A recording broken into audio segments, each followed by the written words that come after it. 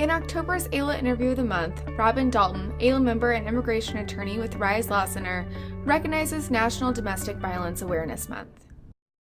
What is the connection between Domestic Violence Awareness Month and immigration? October is Domestic Violence Awareness Month, and for immigrants, it's important because they're particularly vulnerable to domestic violence as they're often living in the shadows of society and afraid to come forward for a whole variety of reasons. Most victims don't come forward simply because it's not safe.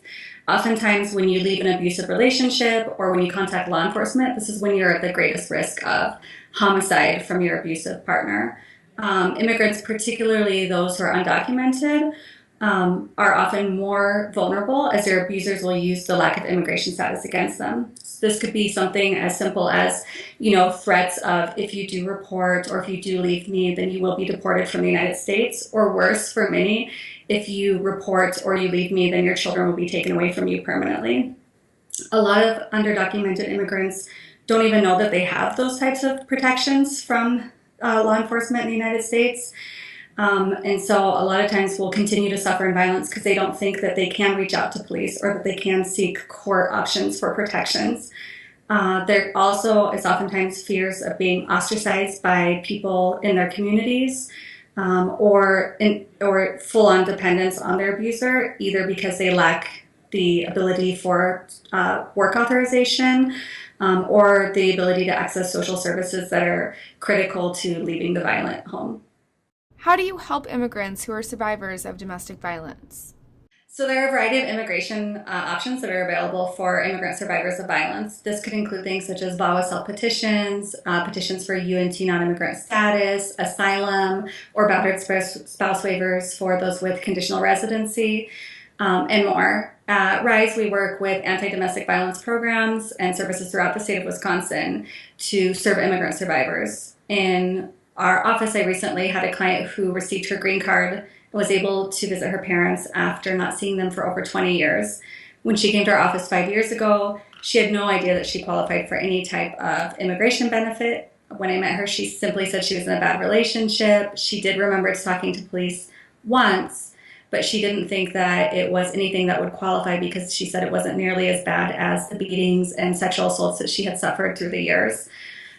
She also really wasn't sure what happened because there was a phone interpreter who was used during the police investigation and there was never any follow-up. So once I decided to, look into that report to see what truly happened, I was able to see that her abuser was actually charged with multiple counts of battery for beating her with a broomstick, and that there was indeed follow-up, but it was all done through the mail and it was all in English. So she had no idea that she had the right to exercise her rights to push the charges or to go to court and tell her side of the story. Meanwhile, her abuser was back home within a matter of days. He pled out to lesser charges and convinced her that she was not being protected by law enforcement, that ultimately she had no rights and there was nothing that she can do and no place that she can go. So seeing her transform from somebody who was, afraid of law enforcement, afraid of the system and thinking that nobody could support or help her and that she had no rights in the United States, to somebody who was jumping with joy because she could finally see her parents after 2 decades, was really an amazing thing for me and for our office. We have, through the years, been fortunate enough to see this happen for several of our clients, from the time that they get their first work authorization through getting their green card and then eventually naturalization. And it's really great to see so many women, men, and children that we're working with leave a really scary situation, get empowered, and oftentimes contribute back by helping others who've been in those situations before.